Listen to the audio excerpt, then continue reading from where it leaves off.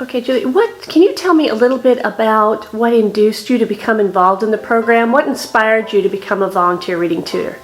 I've always loved reading. I mean, from the time I was a small child, I'm one of those people who always has a library book with me. I can't go to sleep unless I read. My youngest child had gone off to college, so I was kind of an empty nester. So I heard about the program, and I just thought, I love reading. I can't imagine not being able to read, and it just seemed like there was just a real need for children who were below grade level to be brought up to speed. So I thought let's combine a passion that I have and a need. So it seemed like a good fit. Can you describe maybe an aha moment when you really felt that the light bulb had gone off for one of your students and what that was like for you as a tutor? I probably have to go back to the little girl I had 2 years ago who, like I said, was probably early midway through first grade.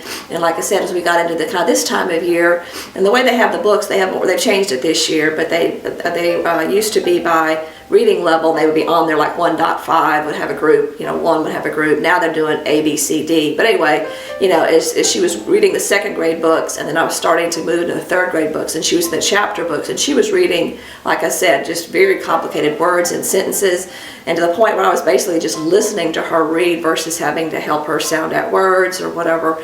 And like I said, then all of a sudden realized, she's got it, to the point where I think, I started to ask, should she still be in the program, or should I pick up a student who really needs the help? Because I think she's at grade level now, and they came out and tested her, and she was above grade level.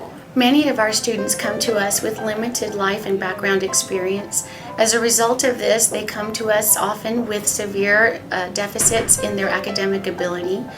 The teachers and the administrative staff of our school do as much as we can and devote all of the time that we can to our students, but oftentimes it's not enough. With the support of our wonderful volunteers from the SAReads community, our students have the advantage and the opportunity of working with adults to receive focused attention and instruction that they otherwise would not have gotten. We have seen tremendous gains made in our students. The students look forward to seeing their tutors every week. What I've heard is if students aren't at grade level by the time they reach third grade, the odds of them ever reaching grade level go down drastically.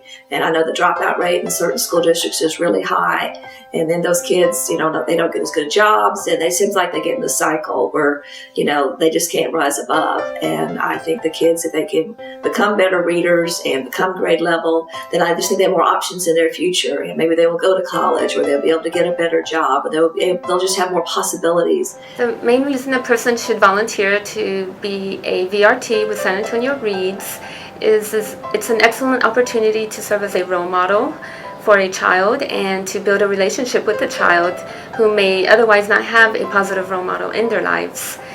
I would say, it's basically an hour of your time, the actual tutoring time, obviously, of transportation back and forth. There's some flexibility within the teachers if you can't come on one day to come another. But like I said, I just can't think of anything more rewarding than the possibility that you're helping change a child's life for the better.